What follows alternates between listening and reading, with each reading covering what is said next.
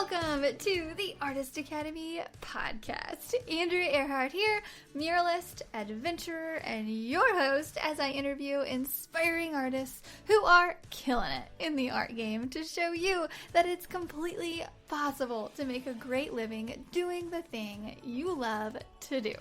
We highlight the business side of art to help you reach more customers, increase profits, and ultimately live a life of creative freedom. Enjoy the show.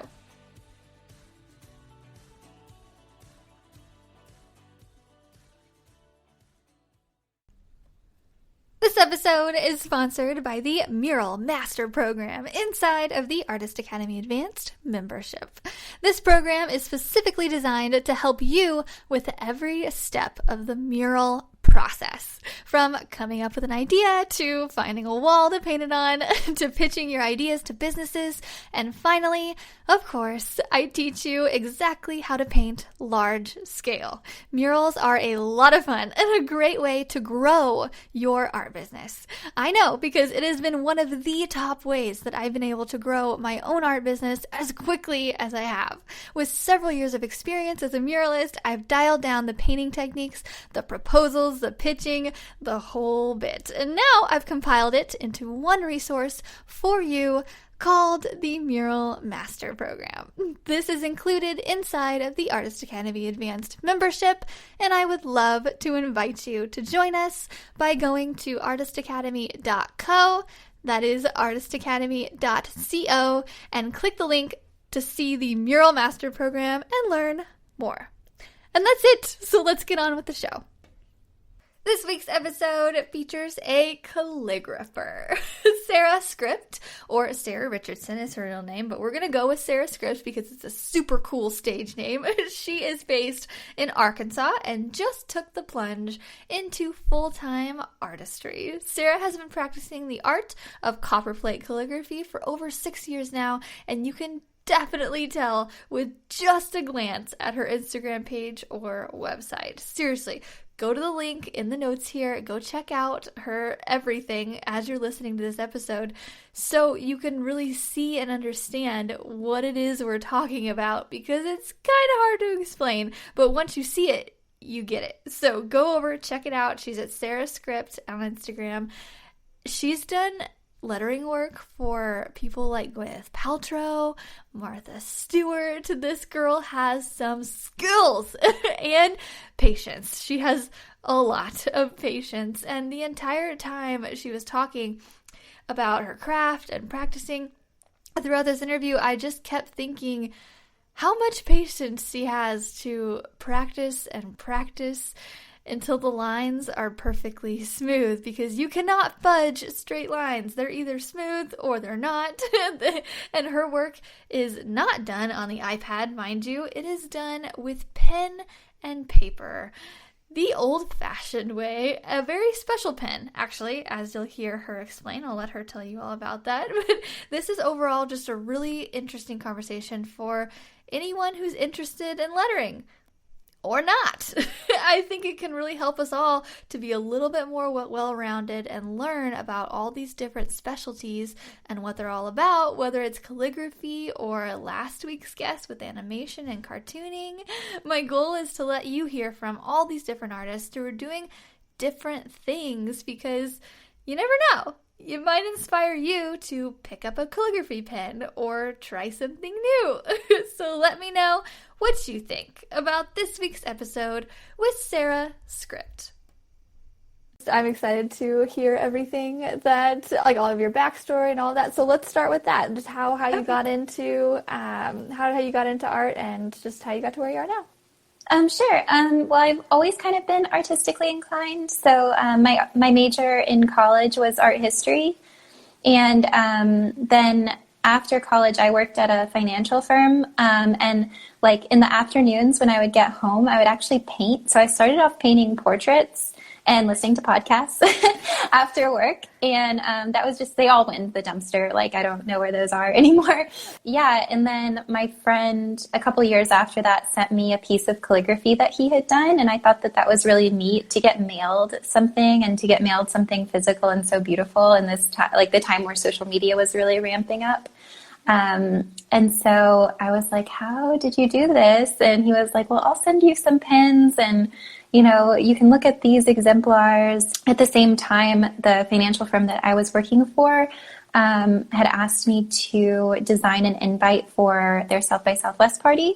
So I was like, what if I incorporated like calligraphy into this? Of course, it was not that great at that time, so we didn't go down that road. But from there, I took a pointed pen class shortly after that, and then just did it as a hobby, really, for like 2 years. I mean, people would pay me for stuff on Etsy, but it was mostly just a hobby. Once I moved to Los Angeles, I started getting more serious about like traditional type of copperplate and like calligraphy work, and it seemed like it kind of got more serious then. But I never I still had like day jobs, and I was going to school at UCLA for graphic design.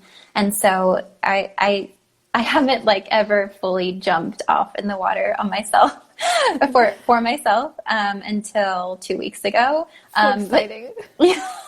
But even still, I still have like a job that I do some hours at,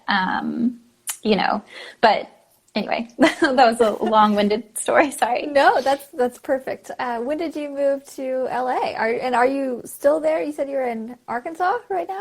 Yeah, so I've jumped around quite a bit. So I was in Austin, Texas for 3 years, then LA for 2 years, then back to Austin for 2 years, and then I just moved back to Arkansas in January to be closer to my family, which kind of worked out. I'm really glad to be close to family right now. So yeah, I'm not sure that I'll stay here, but it's been nice to be close to them during all of this. So. Oh, wow. Okay. Yeah, that's a very lucky move, especially with everything this year. Yeah. So how long have you been doing calligraphy, did you say? So how long does it take someone to practice to get to the level you're at? That's really what I want to know. I've been doing calligraphy for 6, maybe close to 7 years now, but I think it's important for people to know that probably just like painting, like you never really arrive, like you never really get anywhere. I mean, you get to maybe a professional level, but there's one of my favorite calligraphers, Joe Bartolo, said that like if he feels like he's ever actually arrived at being, this master penman, then he'll put his pen down and never pick it up again, because it's all about the journey, of really enjoying your art. So yeah, so true. And I feel there's always something new to learn, and some new technique and just all of that. Okay, so what was the tipping point that took you from hobby to professional in the last couple of weeks? How did that come about? Coronavirus. So I was working like a 9 to 5 at a stationery store as a graphic designer, and ever since March, my hours keep getting cut and cut and cut. So it's kind of out of necessity, but I'm so glad. Like, it's been an amazing, 2 or 3 weeks. Like, it's not very long, but I've just really felt like I'm enjoying doing it. I'm enjoying practice and learning, whereas like after coming home from my day job at the stationery store, I'd feel like kind of exhausted creatively because I was doing so much work for other people. And so I wasn't practicing, and I don't know, there's just like been this resurgence of practice and interest lately. So. Oh, good. Yeah. Yeah. Awesome. So do you do a lot of wedding stationery? Is that... I do for the stationery store. I've never, well, no, I have. I designed my sister's wedding invitations. And I've done 3 or 4 weddings, like addressing the envelopes for them. But I'm not sure that that's the road that I want to go down. I think I'm more interested in teaching and creating like individual works of art for people. But I certainly wouldn't say no right now. So. Yeah, I think that's just where my mind goes when someone says they do calligraphy. I'm like, oh, you do wedding stationery because that's like the main one that I know of, and because I just don't know a lot of copperplate stuff. So is copperplate your favorite, or is there any other kind of mediums that you've tried along the way to get you to there? Yeah, I've tried Spencerian a couple years ago. What I is that? keep. Wait, what Oh, is that? sorry. I don't know. So, Spencerian. I'm trying to see if I have an example. It's a style of handwriting type calligraphy. So it was developed by Platt Rogers Spencer in America. So it's like a specific like American style of handwriting, but then you can also pair it with these like extremely flourished capitals. So then it becomes like calligraphy. Oh, wow. So it kind of borders that line between handwriting and calligraphy. There are a lot of different styles I want to learn, but I keep seeing where I need improvement in copperplate, and I just haven't been able to like break myself away. Yeah, I see on your posts a lot that you keep saying it's all about going really, really slow, and that you want somebody wants to go really fast and also I saw another one of your posts that was like, you don't have to have good handwriting to be good at lettering, and I'm a really good example of that. I have really bad handwriting, and I go so fast when I'm trying to write something, but when I do lettering, it's very slow, like you said. So I thought those were really good tips. Yeah, you have to be really slow and conscientious of, the shades and the hairlines, and is it on the slant, and, Yeah, it's a whole different world than painting on canvas or murals. Man, there's so much to lettering, and whenever I first started my full-time art career, like 6 years ago or so, lettering was like a specialty of mine that I did for an outdoors company that I did. And even so, like I was learning as I went, and there are so many things to learn about lettering that people don't realize, with just the spacing and just the thin to thick lines and just everything about it's a whole nother world. So I commend you for being so good at it. All of your posts, I'm just like, how is she doing that? That is so awesome. How do you do it? Do you have a workbook, right? I do. I brought it out for this in case people want to know what it looks like. It's called Copperplate Calligraphy from A to Z, and it's just like intended for a beginner. So it's like from everything you need to set up your space before you even dip the pen into the ink. Everything from like just setting up to like flourishing and creating finished pieces, and things like that. Oh, wow. That's amazing. So I've gotten a book before.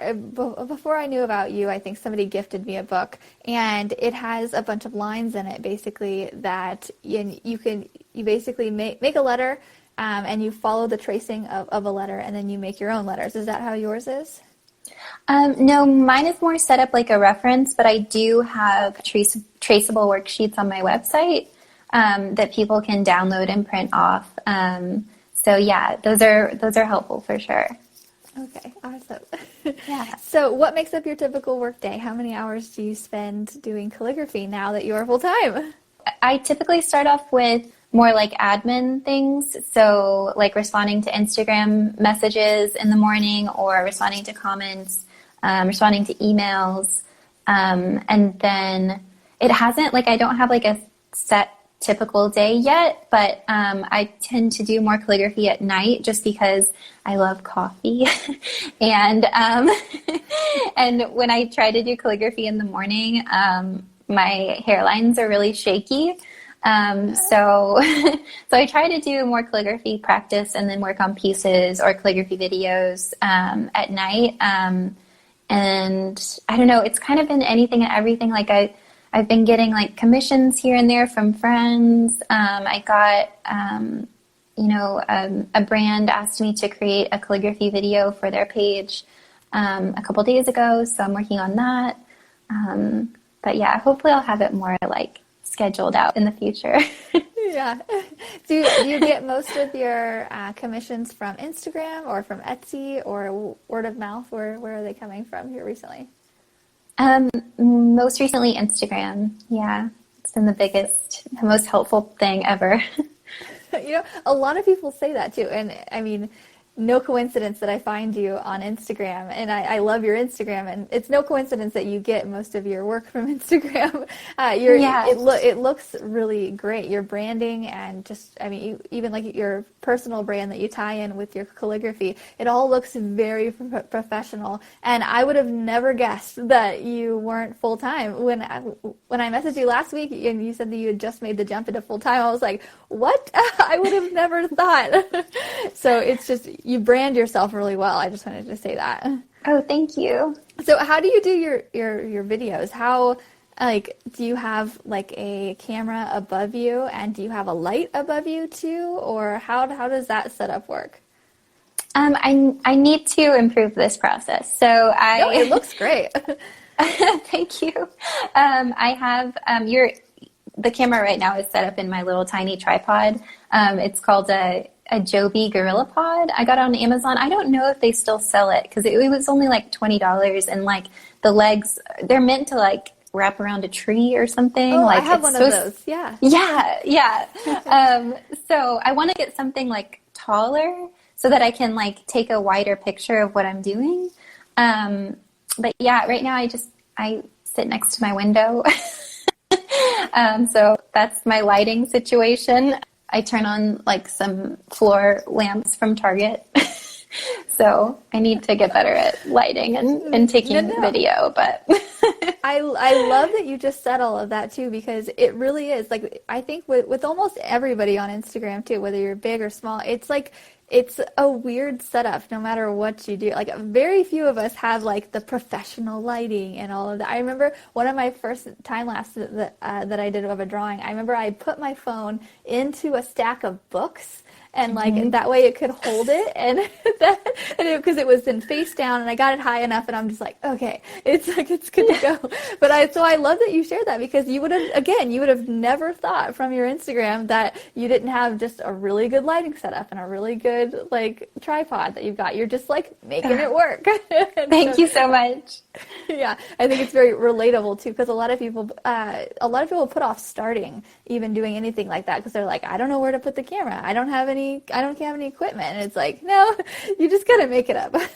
Yeah, exactly. And that's such good advice too, is like, just start. Like, don't wait till you have the perfect materials, because like even when I was, doing, like I was also like putting my phone on top of a stack of books to film videos when I was first starting to take calligraphy super seriously 4 years ago.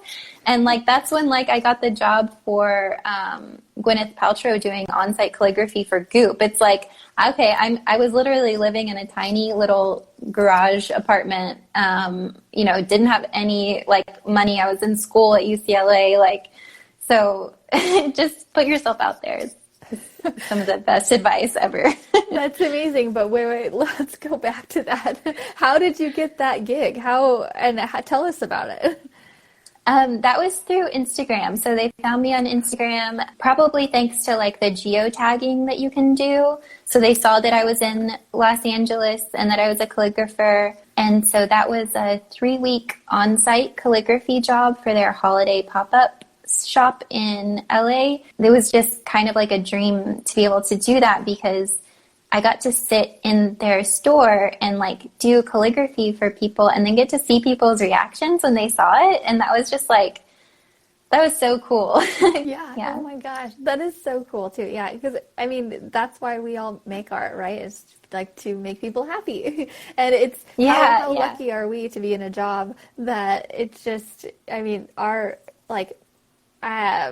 what we do, just it makes people smile, and people are so thankful for it, I say all the time, I'm like, electricians don't get this this validation of it, or like even the people who build the walls that I paint on, like people aren't coming by and being like, oh my gosh, that's beautiful, that's amazing, to the people who build the wall, which is maybe more important than, than me painting it. But people come by, they're like, oh my gosh, that's beautiful. It's just like you get like a jolt of like validation and just like positivity out of people. That's just one part of the job that is awesome. Yeah. So can you talk us through your process of making calligraphy or of lettering? So say somebody hires you. Say I hire you and I'm like, I would like you to design something for me. How does that process go? So typically I like to start off with practice. So like 30 minutes at least. And then, so that's just like, I'll go through the foundational strokes, the lowercase letters, the uppercase letters, and like just get my hand warmed up. And then, usually I'll do like a thumbnail sketch or a few different thumbnail sketches of like the layout. Probably beforehand I would have discussed with them, okay, what ink color do you want? How big do you want this to be? Is it okay if it's super small? You know, like sometimes people get confused and they're like, can you make this 2 feet by 2 feet? And I'm like, well, my pen doesn't, go that wide. So, yeah, so then I lay it out on Bristol paper with just like a pencil and a ruler. And then the thing with calligraphy is that you can't erase. So like if you get to the last word and all of a sudden there's an ink blob, then you have to start over. Oh my gosh. So unless you can scrape it away with an X-Acto knife, which is not always possible. So I'll usually do like 2 or 3 versions before I send a client a picture and say, hey, do you like this or do you want me to redo it? So I'll do 2 or 3 versions myself first, then email them. Then if they want to change, I'll do it. And nobody usually asks for a change or more than 2. So, and then I mail it to them. Oh, wow. Okay. Wow. Yeah. That's awesome. I know nothing about this, so I'm just so intrigued by this whole thing. How do you pick a font? And do you have a font that you use, or do people have like specifications on something like that? So usually people will see my style of lettering and that's what they want. So it's like that thing of, don't put out work that you don't want to do or that you can't do. They usually want my Copperplate. And another thing for people watching, if they're new to calligraphy, so font is actually a word that's used to describe letters in a computer system. So anything that is done by hand is you would call script or calligraphy or hand lettering or whatever it is. But yeah, so I'm trying to learn more styles, but usually they just want Copperplate. Okay, so Copperplate is a style of handwriting, right? Right, it's a style of calligraphy, yeah. So it's based, so it gets a little bit complicated, and I won't go too far into it because I don't know, but it's based on a style of handwriting called English roundhand that was then developed into more of a structured calligraphic style called engrosser script, which sometimes people call Copperplate. It's really a weedy and messy area of calligraphy, but if there are people watching, they might be interested in the difference. So, yeah. I'm trying to think of more questions to ask you, but I'm familiar with lettering, but I am not. I'm on a beginner level. I can letter, but it's not to the level that you're at. So I'm just like trying to think of other questions that people might want to know, but I just don't know as much about this. But I'm glad we got the Copperplate thing sorted out. Yes. Okay. So is there anything you don't like to write without? Do you have a certain style of pen that you use? Yeah, so I use an oblique pen holder. You can also do the same style. You can also do Copperplate with a straight holder, so where the nib just sticks out of the staff like that. But yeah, I can't do my job without this. So that's my favorite thing, probably. Very cool. Oh my gosh. Okay. So it's so it's not straight. It has like a thing that comes out right on the side. Okay. So how long did it take you to get used to that, or did you just pick it up and was like, oh, this is what I've been waiting for? It took me a little while. I would say maybe like 2 months of practice to kind of get used to it. It was because I was introduced to it in a pointed pen class, in like a beginner's pointed pen class. And then 2 months later, the teacher came back to Austin and taught another workshop. And by that point, I was more comfortable with it. And now it just feels like an extension of my hand. Like I want to learn how to write with a straight holder, but I'm kind of scared. But I know I should. So. Wow, this is just so cool. Like this whole thing. It's just you have a tool that I've never tried, and it's just so cool. Okay, are there any art lessons you've learned the hard way? So like you mentioned how you can have like a little paint blob at the end of it, and you have to start all over. Like maybe something kind of like that. So I have more of like a business one in mind related to calligraphy, if that's okay. So with calligraphy, you'll often get asked to write like popular words or phrases or song lyrics. I can't remember the exact date, but there's some date that you're not allowed to write song lyrics after by and get paid for in calligraphy because they're copyright by the industry or whatever, the songwriter or producer. I decided to, like very early on, I love the show Gossip Girl, and I decided to write a quote from Gossip Girl and then put it up for sale as a print on my Society 6 store. And somebody not associated with Gossip Girl sent me a cease and desist because apparently she had the rights to that short phrase. So that was kind of hard, but nobody bought anything, so I didn't have any money to return, so that was good. But that was kind of eye-opening. Like, that was my first introduction to, wow, you really can't write anything. Like, you have to make sure it's free and clear. Oh, wow. Yeah, I think we all kind of make our one big copyright mistake, and then it's like, okay, oops, sorry, and then I'll never do that again. I just recently made one, actually, and so I'm like, oh, shoot, sorry, okay, I got it. And I'm like, I'll never do it again. But, okay, so what can you, I feel like so many terms that we all just say, like so many people copy movies. Like my husband, he's always quoting movies and all these things. So how do you find, I guess, royalty-free things to write?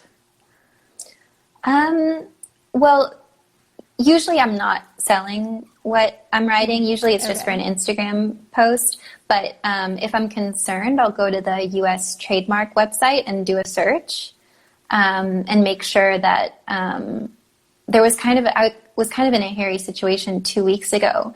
And I found out that because I was writing the words all spaced out, that it was okay for me to use. Apparently somebody had a copyright on these 3 words all together. So that was kind of interesting. Kind of freaked me out a little bit, but I'm glad I looked it up. Oh my gosh. I hate copyrights too. I just don't like it. Okay. Yeah. Yeah. Okay. So do you have a favorite quote or favorite past project that you've done? I think my favorite piece that I've ever done was in honor of a friend. It was a Shakespeare quote, and it's when he shall die, cut him out into little stars. And I did it in this spiral thing. It's in my parents' house now, but that's probably my favorite one that I'll probably never get rid of. And it has little like stars and stuff. I can't draw really well. I can doodle. So I like doodled little stars and stuff around it. Oh, fun. Oh, that sounds super cute. Is that on your website, or you said? It's on my Instagram. I should probably put it up on my website. But yeah. Cute. Okay. Awesome. So what are your future art plans and goals? What's going on right now? So right now I'm outlining an online course for people to take at their own pace. So that's my big project that I'm working on now. And then I want to start teaching more private one-on-one lessons as well for people to get other eyes on their work and get help that way. I haven't seen too much of that offered online right now, so I'm kind of wanting to help out in that way. And you have your book and you have your classes coming out. Where can everybody find all of this? On your website? What's your website? So my website is sarahscript.com, SarahScript.com. And so I have, you can book an appointment for an online lesson. My worksheets are there. The link to my book is there. But otherwise, I'm mostly on Instagram. So, yeah. Yeah. Okay. Awesome. We had one question come in here in the comments. What do you find the most challenging? He asked. Let's see. I guess just show for practice. I think that's like the most important thing you need to do, but it's also like the least fun part. But it's just kind of that, like, you can't improve without it. So yeah, just showing up for practice. Just getting into my desk and ink on paper and practice. Yeah, I think it's the same thing for painting too. It's like, I mean, the end results are all amazing and like having inspiration is amazing, but like making yourself practice is like, man, why? But then you're so thankful after you did, Okay, so I have one more question on here, and then I will let you go on with your day. Is there any advice that you want to give to artists who want to make art their full-time career, but have no idea where to start? So if somebody wanted to be a calligrapher and they don't know where to start, what would you tell them? I would tell them to start with practice daily, and don't quit your day job immediately. So I was lucky enough to, when I was working at the financial firm, to kind of have that safety net of my day job. So what I would do is wake up earlier and practice for like an hour, 2 hours before I went to work. And then I would come home and I would like make something related to calligraphy. So that was really nice. I was really lucky to have that job during that time. And just don't fly off immediately. Just like build up your skills first and then take the leap once you have enough commissions coming in. Yeah. Great advice. I love that. Awesome. Well, thank you so much for coming on here. It's so nice to meet you. It's so nice to meet you too. Thank you so much for having me. I'm so grateful. Good. Yeah, I'm so glad.